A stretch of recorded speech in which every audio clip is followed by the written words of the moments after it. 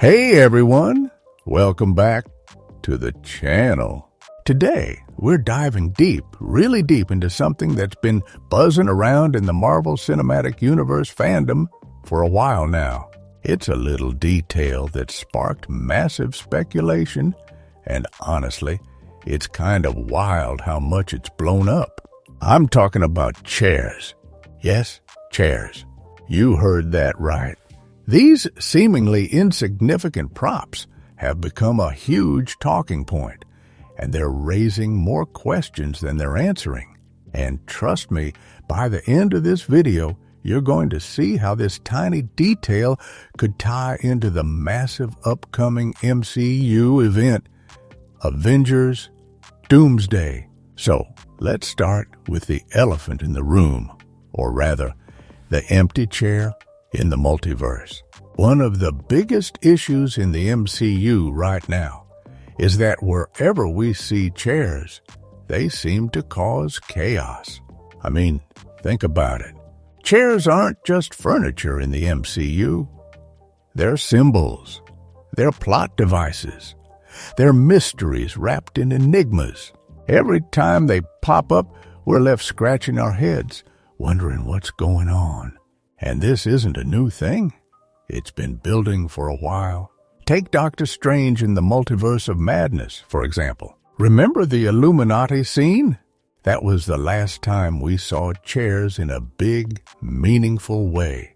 There they were, all lined up for the Illuminati members, Professor X, Black Bolt, Captain Carter, and the rest.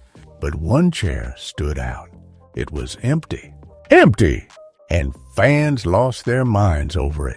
Who was supposed to sit there? Was it Iron Man from another universe? Was it Reed Richards before he showed up? Was it a tease for something bigger? The internet exploded with theories, and honestly, it was a mess. People were arguing, making fan art, posting threads. It was pandemonium, and Marvel didn't give us any answers. They just left that chair there taunting us. Now, fast forward to today. We've seen more chairs popping up in leaks, teasers, and behind-the-scenes footage for upcoming projects. And every time they show up, it's the same story, more questions than answers. Why are there so many chairs now? What do they mean? Are they just set dressing? Or is Marvel planting seeds for something massive? I mean, we've gone from one empty chair causing a stir to multiple chairs showing up all over the place. If one empty chair caused that much trouble, imagine the chaos we're in for now with a whole bunch of them. It's like Marvel saying, "You thought one chair was a problem? Hold my vibranium." The fan base is divided as always. Some people think this chair thing is just Marvel trolling us classic Kevin Feige misdirection. Others are convinced it's a clue, a breadcrumb trail leading to Avengers Doomsday. And I've got to admit, I'm leaning toward the second camp. Because here's the thing, Marvel doesn't do random. Every little detail, every prop, every line of dialogue, it's all calculated. They've been building this multiverse saga for years. And something as simple as chairs showing up again and again feels intentional. So what's the deal? Why are people freaking out? Well, it's not just about the chairs themselves, it's what they represent. In Multiverse of Madness, that empty chair sparked debates about missing heroes, alternate universes, and who's pulling the strings behind the scenes. Now, with more chairs appearing, the speculation has gone into overdrive. Are these seats for new characters? Are they placeholders for the Fantastic Four, the X-Men, maybe even the Avengers from different realities? The possibilities are endless, and that's the problem. We're drowning in questions, and Marvel's just sitting back, sipping their coffee, watching us squirm. But here's where it gets interesting. Fans have started connecting the dots, and one theory has risen above the rest. People are saying that all these chairs, all this confusion, it's pointing to something huge in Avengers Doomsday. And not just any storyline, but one of the most iconic Marvel comics ever. Avengers versus X-Men. Yeah, you heard that right. The chairs might be setting the stage for a clash between Earth's mightiest heroes and the mutants. And if that's true, we're in for a wild ride. Let's break this down. Avengers vs. X-Men, or AVX as the comic fans call it, is one of Marvel's biggest crossover events. It's a story where the Avengers and the X-Men go head-to-head over the Phoenix Force, a cosmic entity that's threatening to destroy everything. The two teams have different ideas about how to handle it, and it turns into an all-out war. It's epic, it's messy, and it's full of drama. Sound familiar? That's the kind of stakes the MCU loves to play with. Now, how do chairs tie into this? Well, think about it. In Multiverse of Madness, the chairs were for the Illuminati, a group of powerful figures from different realities. In Avengers Doomsday, we might be seeing a similar setup, but on a bigger scale. What if these chairs represent key players in a multiversal conflict? What if they're seats for the Avengers, the X-Men, and maybe even other factions we haven't met yet? The more chairs we see, the bigger the cast gets, and the closer we inch towards something like Avex. But here's the kicker. People have noticed something specific about these chairs in recent leaks. In one behind-the-scenes shot, there's a sequence where two chairs stand out. One is positioned for Pedro Pascal, who's set to play Reed Richards, a.k.a. Mr. Fantastic of the Fantastic Four. The other is for Robert Downey Jr., who's coming back to the MCU as Dr. Doom. And guess what?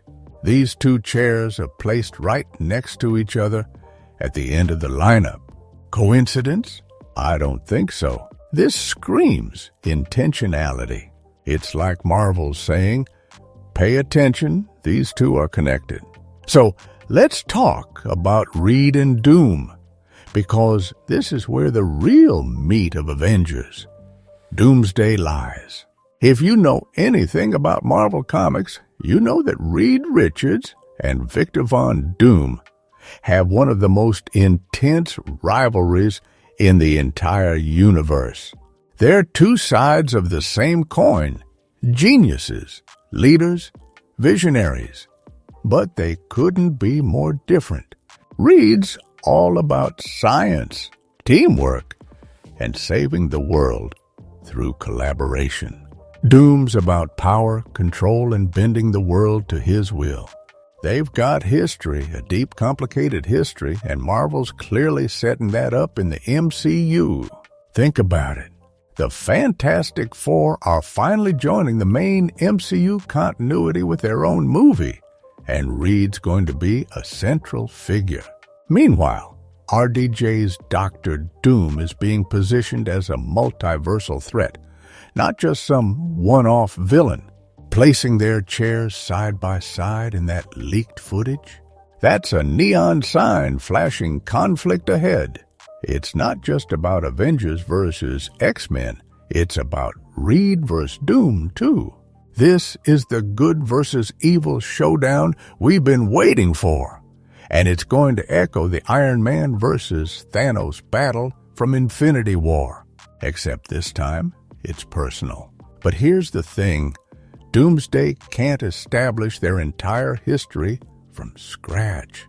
It's not a standalone movie like Captain America, the First Avenger, where we get a full origin story. No, this is a culmination. The history between Reed and Doom has to already exist in some form. Maybe it's from an alternate universe we haven't seen yet. Maybe it's tied to the Fantastic Four's Earth getting destroyed. More on that in a bit. Whatever it is, Marvel's going to give us that backstory through flashbacks or subtle hints. Picture this, a sequence where we see a young Reed and Victor working together only for something to go horribly wrong. A betrayal, an explosion, a rift that tears them apart. That's the kind of drama I'm expecting, and it's going to make their clash in Doomsday hit so much harder. All right, let's zoom in on Dr. Doom for a second, because he's the wild card here. Who is he in the MCU? Where's he coming from? What's his deal? These are the questions we need to unpack, because Doom isn't just some guy in a mask. He's a force of nature. In the comics, he's the ruler of Latveria, a genius inventor, a sorcerer, and a man obsessed with proving he's the best. But in the MCU, with RDJ playing him, there's a twist. Is he a variant of Tony Stark? Is he from the Fantastic Four's Earth? Or is he something else entirely? Here's my take, and bear with me, because this gets speculative. I think Doom's tied to the Fantastic Four's universe, specifically their Earth. Why? Because it makes narrative sense. The Fantastic Four's movie is setting up their origin. And we know from leaks that their Earth is going to face some kind of catastrophe. Maybe it's an incursion, a collision between universes that wipes out their reality. When that happens, the Fantastic Four escape to the main MCU Earth, Earth 616. But what about Doom? If his Earth is destroyed too, he's not just going to sit there and take it. He's going to move, adapt, and scheme his way into the multiverse. Now, which Earth does he come from? It can't be Earth 1005. The Deadpool universe too chaotic, too disconnected. It can't be Earth 838. The Illuminati universe from Multiverse of Madness that's already been explored. I mean, it could be, but I don't think so. Here's why. If Doom's from one of those alternate Earths, how does his history with Reed get established? They need to have met before, clashed before, for their rivalry to mean anything. So I'm betting Doom's from the same Earth as the Fantastic Four. When their world crumbles, he survives, but he's got a chip on his shoulder. He blames Reed, he blames the multiverse, and he's out for revenge or control. This brings us to the bigger picture, the multiverse itself. We know from Loki and Multiverse of Madness that the multiverse is unstable. Universes are colliding, timelines are fracturing. It's a mess. And Doom's not the kind of guy who's going to let that slide. He's a control freak. If his Earth gets destroyed, he's not just going to shrug and move on. He's going to take it personally. He'll see the multiverse's chaos as a challenge, a problem he alone can fix. So what's his plan? I think Doom's going to try to save the multiverse, but on his terms. He doesn't want other planets, other realities to suffer the same fate as his own. He doesn't want them to end up homeless, drifting in the void. But here's the twist. His solution isn't going to be heroic. It's going to be authoritarian. Picture Doom saying, "The multiverse is broken, and I'm the only one smart enough to put it back together." He'll start scheming, gathering resources, maybe even building alliances with other multiversal players. And that's where the X-Men come in. Let's pivot to the X-Men, because they're the other half of this Avengers versus X-Men equation. Where do they fit in? Well, imagine this. Doom doesn't stay in Earth 615. Maybe he lands in the X-Men's universe instead. Which one?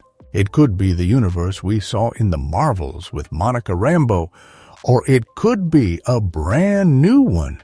Maybe it's tied to Men 97, the animated series Imagine Mutants in those vibrant, comic-accurate costumes showing up on the big screen.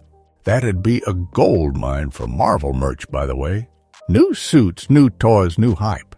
So Doom arrives in this X-Men universe, and it's on the brink of an incursion about to crash into Earth 616. He walks in like, "Hey, your world's about to end, but I've got a plan." The X-Men, whether it's Wolverine, Cyclops, Storm, or a whole new roster, don't trust him. But they listen. Why? Because they've got no choice. Their reality's crumbling, and Doom's offering a lifeline. This sets up a tense alliance, and it's where the Avengers versus X-Men conflict starts to simmer. Because while Doom's working with the X-Men, Reed and the Avengers are on Earth 616, figuring out their own way to stop the incursions. Back to the MCU. So we've got Doom in the X-Men universe, Reed with the Avengers, and two Earths hurtling toward each other. This is where Avengers Doomsday kicks into high gear. The Avengers and X-Men clash, not because they hate each other, but because they've got different plans to save their worlds. The Avengers want to protect Earth 616 at all costs. The X-Men want to save their own reality. And Doom? He's playing both sides, manipulating everyone to execute his master plan. What's that plan? I think it's about control, total, absolute control. Doom doesn't just want to stop the incursions. He wants to reshape the multiverse. And to do that, he needs power beyond anything we've seen. Enter the TVA and Loki. Yep, the time variance authority from the Loki series is the key. If anyone can fix the multiverse, it's Loki, the guy sitting on the throne of time, holding all the timelines together. Doom knows this. He's going to make a beeline for the TVA, either by sneaking in himself or forcing the TVA to intervene. Picture this climax. Doom reaches Loki's throne. Thor's there too, leading a team of multiversal Avengers, maybe Sentry, Ant-Man, whoever else they throw in. Doom's got Loki in his grip, ready to take his power. Thor tries to save his brother, but fails again. It's a gut punch, echoing Infinity War. But here's where it could twist. Maybe there's no fight, just a debate. Doom tells Loki, "Your free will experiment failed. Give me your power and I'll fix this." Loki's got two choices. Hand it over and let Doom create a controlled battle world, or fight back, even if it means the multiverse collapses. Either way, Doom wins. He takes the power, and Secret Wars is set up. So there you have it. Chairs, Reed versus Doom, Avengers versus X-Men, and a multiversal showdown. Avengers. Doomsday is shaping up to be insane, and I can't wait to see how it plays out. What do you think? Are the chairs a red herring, or are they the key to everything? Drop your theories in the comments, hit that like button if you enjoyed this deep dive, and subscribe for more MCU breakdowns. Oh, and don't forget that iPhone 6 contest link's in the description. See you in the next one.